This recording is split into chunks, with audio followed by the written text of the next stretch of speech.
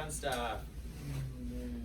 So, once again, this is a very simple instruction you can just find inside the Corpsman Manual, Chapter 5, right? So, like I said, if you haven't busted open that Corpsman Manual and looked at it, I mean, this is never changing. It has not changed the whole 8 years I've been in the Navy, so I'm sure it's not going to change. Most times there's any changes to instructions, it's usually something small or they add something in, right? It's not normally anything too crazy. All right, so these are just some fun dates that talk about, the process of medical and dental logistics. And then today we have DLA, NAVSUP, and NAVMed LogCom, which is different entities within the DoD government that we utilize to get our medical and dental supplies.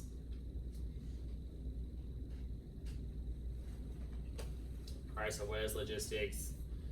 Acquisitions, accounting, sustainment, and disposition of assets within the Department of the Navy. Proper planning, inventory, and maintenance are essential for the operation of the medical and dental department. So pretty much the whole point of logistics is to make sure we have supplies, right? We need supplies to take care of our patients. If we don't have supplies, we make it work somehow. All right, so some key functional areas: purchasing and contracting, material receipt, storage and issue, inventory, equipment, biomedical equipment, central processing, distribution, and healthcare service and contracting. So really, everything that a supply PO does here in the hospital can be related back to this chapter, this instruction, right? So, like, you were saying that you know a lot about logistics. Have you done supply? Nope. No? Well, that's interesting.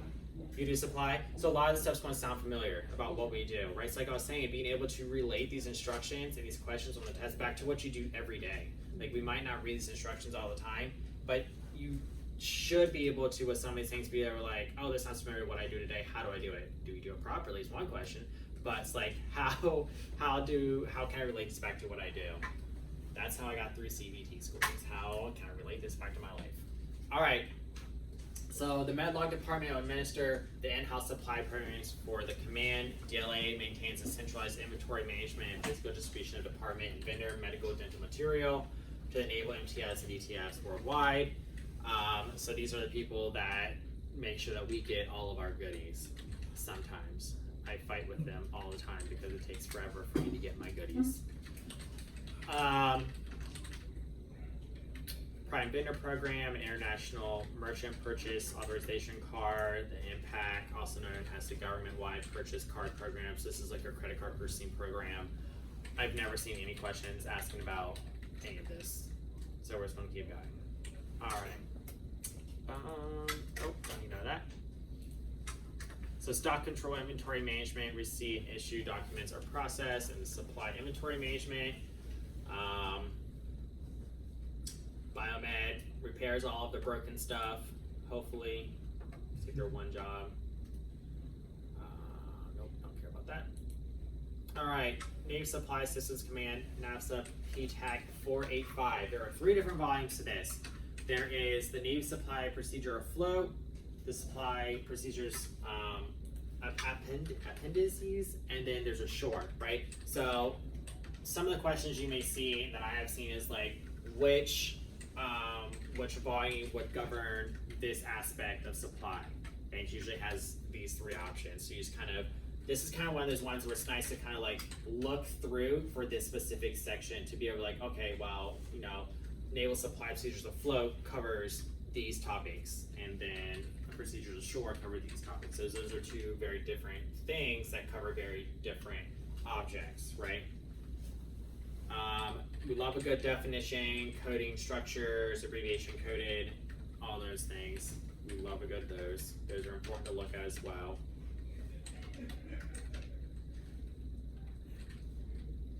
So NAVMed PTAC 5132 is your Bureau of Medicine and Surgery Equipment Management Manual. So this is talking about how we use and maintain all of the equipment that we have. also includes budgeting, funding, acquisitions, use, maintenance, repair, redistribution, and disposal of equipment. So if we need to throw something out, we just can't take it down to Houdini hallway down here. We actually have to dermo it, and there's a whole process for that with paperwork to make sure it gets taken off for hand receipts, so we're no longer responsible for it. Yeah. And it's the same concept when we're out, about in the real military.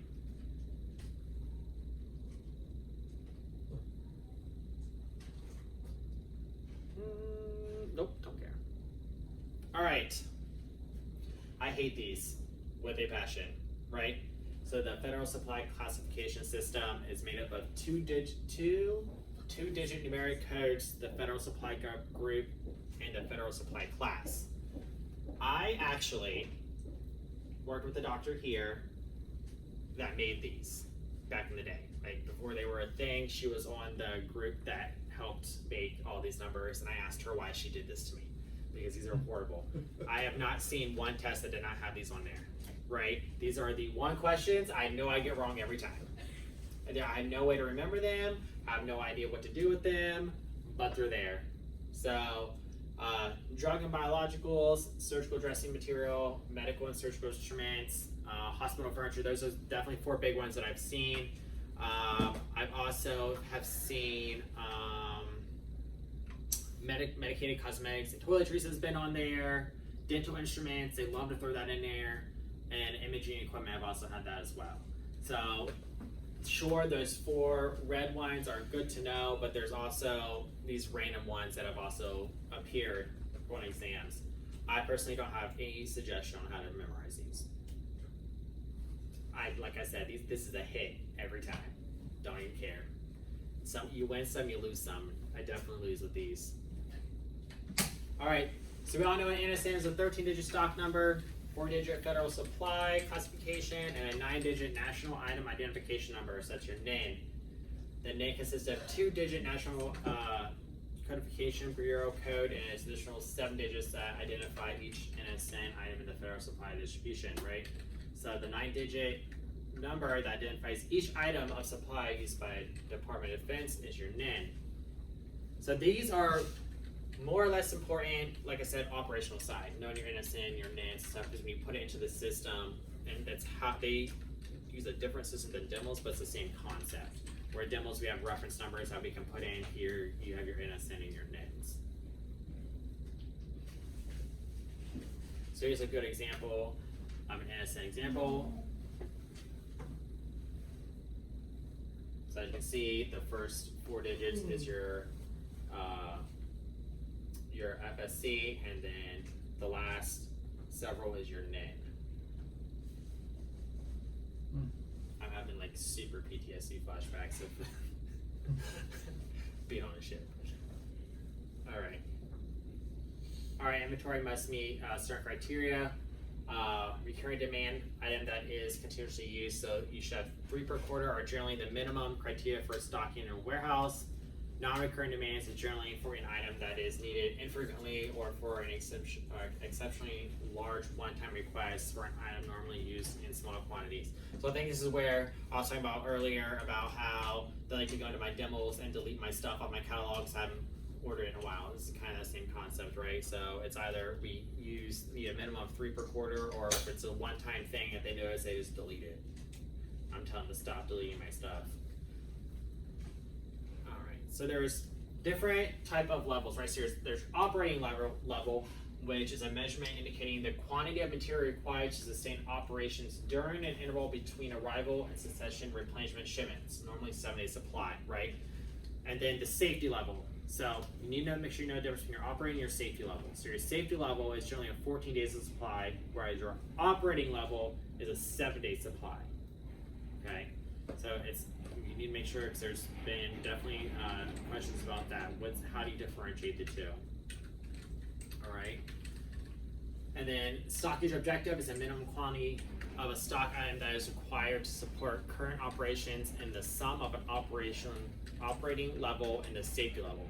So your stocking is kind of like that difference between the two. Like, what can we have on hand versus what do we need on hand, and then our stocking objective is what's that middle number that we could have. So let's say we need to have, our operating level is 20, our safety level for 14 days could be like 40. So what's going to be that middle number that we need to have in between, which is we'll say 30 or something, right? That's how many you need to have on hand to run the operating level.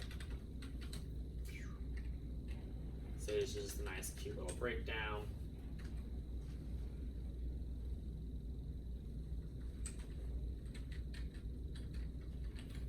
We love our abbreviations, SAMS.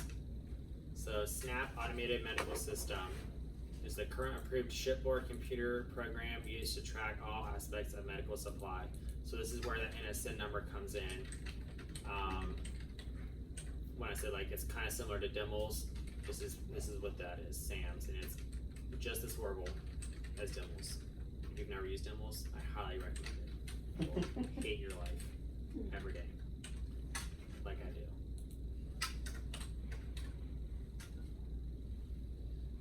A couple of just reforms needed. 1348, order standard stock items that have an NSN. 1348 Tax 6. If something cannot be identified by national stock number, NSN. 1149 is an open market item. It's like medical books, journals, standard and non-standard BMed controlled items. I've never seen any of these show up anywhere in life, so good to know. No, okay. Love that. This is where we get some of our goodies. All right, types of inventory. So bulkhead to bulkhead, wall to wall. That's an annual inventory where you have to make sure that you have at least 90% of your equipment that you can find or your inventory that you have. So kind of relate this back to here. When we do hand receipt turnover, we have to do a wall to wall inventory to ensure that we have all the equipment that shows up on our inventory list, right?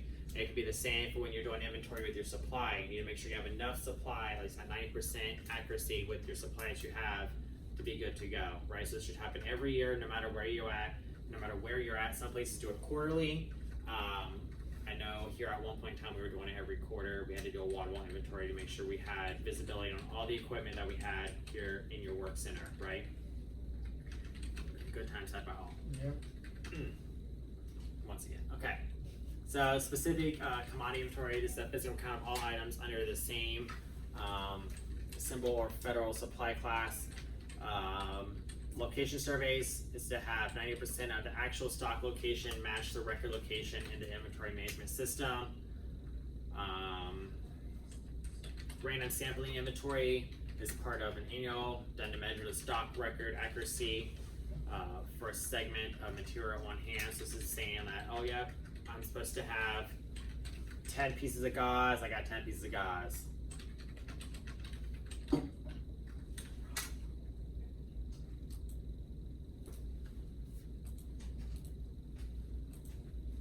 What was the last one? The random? Random sampling inventory. Got it.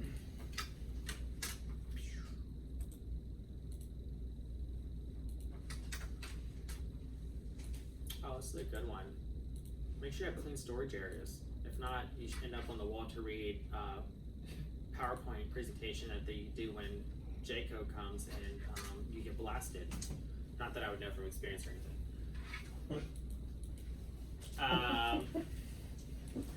18 inches below sprinkler heads, that fun stuff. So a lot of this is, I would say, the second, third, and last one all would be operational side of the house. Using chalks to vehicles, that's definitely on a ship because you don't want your vehicles to go back and forth. That's a really bad idea. 0 out of 10 recommend. But yeah, the 18 inches below sprinkler heads, that's just important no matter what, and keep your areas clean. Most commonly encountered receipt is the DOD's single line item release receipt documentation, so your 1348. This is pretty much saying, the data was there, you circle how many items you had, just make sure it's there, and then you sign it, and you hand it back. Any discrepancies is FF364. We don't worry about that. hazardous material. All compressed gases and materials that present a fire hazard or are otherwise dangerous. It should have an MSDS, which is now actually called an SDS, which is safety data sheet. Yep. It provides information on all the hazards of potential harmful material. You should have that in every work center you go to. You should be able to know where it's at. Make sure you're separating your used O2 from your full O2. Make sure nothing's laying flat. Things won't go boom. Good stuff. Nope, not important. Demos.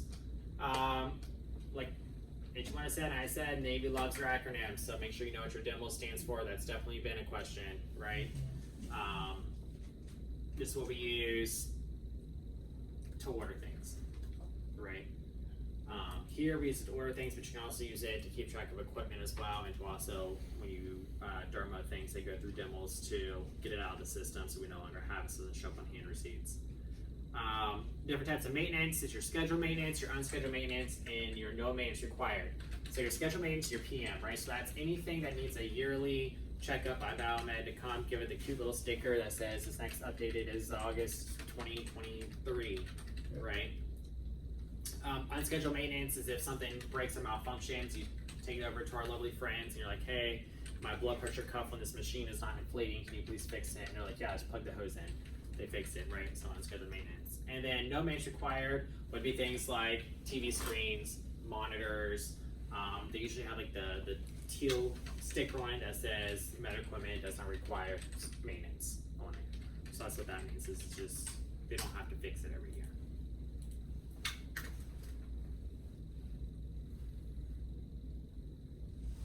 Nope. Nope. Nope. Any questions? Like I said, we finna fly through this stuff. Okay. What time we got?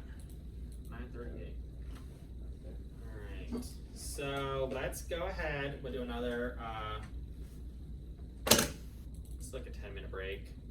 And then we'll figure out the rest of the day. Will you go ahead and stop recording for me, friendo?